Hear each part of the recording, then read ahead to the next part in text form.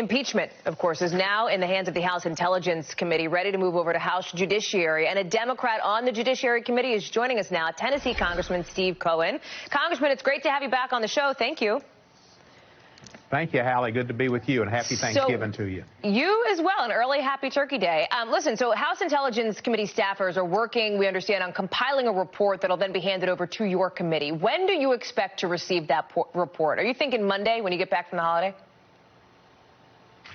You know, I don't know. I think the answer is in a Funk and Wagnall's dictionary or in a jar with hermetically sealed mayonnaise jar somewhere.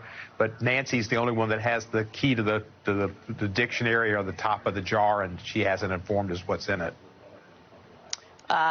You lost me on the mayo jar.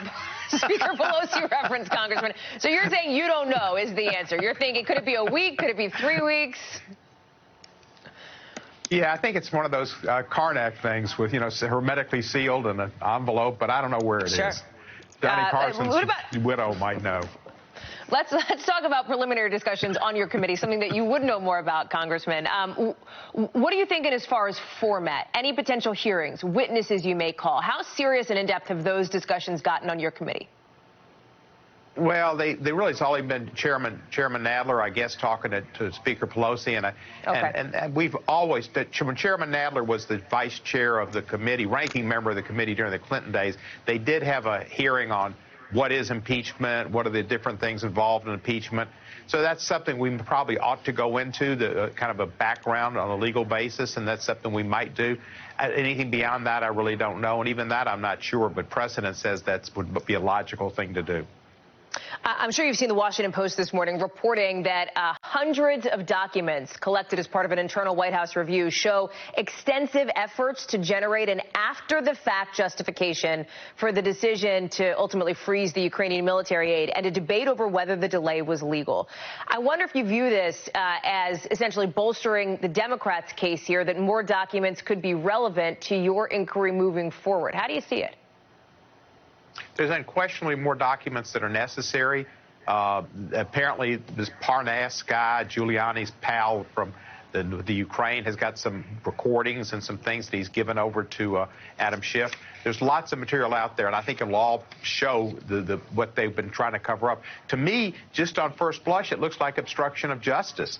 When you go back and you try to reconstruct a rationale to what was, we believe, an illegal impeachable act, and it seems like Mulvaney, in trying to get that answer and say, how did we justify this, must be thinking it was an illegal, impeachable act.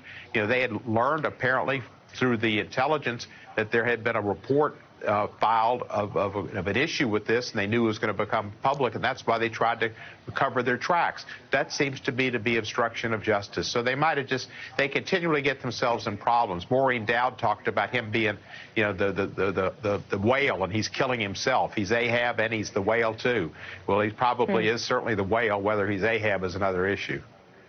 Devin Nunes, as you know, the top Republican on the House Intelligence Committee, is now facing questions himself, as reported by CNN, as to whether or not he met with Ukraine's former prosecutor in order to investigate the Bidens. Congressman Nunes was asked about that this weekend, and I want to play you that exchange. Bottom line, were you in Vienna with Shokin? Yeah, so look, Maria, I really want to answer all of these questions. And I promise you I absolutely will come back on the show and answer these questions. The congressman not, of course, addressing this directly, Congressman. Do you feel like he has more questions to answer here? Do you want to know more from it, or are you satisfied with what he has said so far?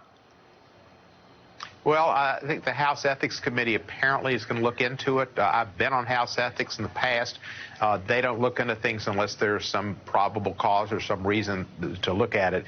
He also went on, I think I read on that Fox show, and said 90% of the press was rotten and corrupt or something. I mean, that's just we've gotten into an age or part of our country's history that's scary. We have people in leadership making statements like that 90% of the press is illegal or corrupt. It's just gone over. And then the firing of the Navy secretary because he stood up for order and discipline. These are all the signs of a fascist authoritarian government when nobody can do anything that the boss doesn't like and the boss fires you left and right. It's not reality TV. It's Dr. Kildare. Somebody needs to come to the rescue. And, I don't know if it's take two and come back strong, fair and young, where are you? But there's something going wrong in Washington. Before I let you go, I want to quickly get you on this subpoena that your committee has issued to Don McGahn. We understand that we're looking at least to a potential ruling today on whether or not the former White House counsel will, in fact, have to testify to Congress on the Russia investigation. If he is told to do so, can you talk about how you think that fits into the ongoing impeachment process, whether or not you think this adds any kind of article to a potential impeachment proceedings, if it relates to the Mueller investigation? Just talk through some of your thinking on that. If McGahn testifies as he did in his Mueller depositions or Mueller testimony, it'll prove that there was obstruction of justice as was laid out in the Mueller report when the president tried to get McGahn to take action to either get Sessions to, I forget if it was trying to get Sessions to unrecuse himself or to fire Mueller or to get Sessions to fire Mueller, but it was obstruction. So do you think that should that get added then? If you do see it as obstruction, do you believe that should be an article that gets added to what your committee is going to work on related to the impeachment proceedings? It's certainly something for Speaker Pelosi and Chairman Nadler to consider, and they will make those decisions. Yeah, you must not. I know you, Hallie. You're too young to remember Karnak and Johnny Carson, aren't you? Listen, I know my Carson history a little bit, Congressman, but I will brush up on it if you're gonna talk about it. He did. He had some, the answers. The answers were in a hermetically sealed mayonnaise jar, Hellman's or something like that. I'm not gonna lie to you. I will admit when something goes over my head, and that one just right on past. Congressman Steve Cohen, we'll play that clip later on. Thank you very much. Appreciate it. Enjoy your holiday.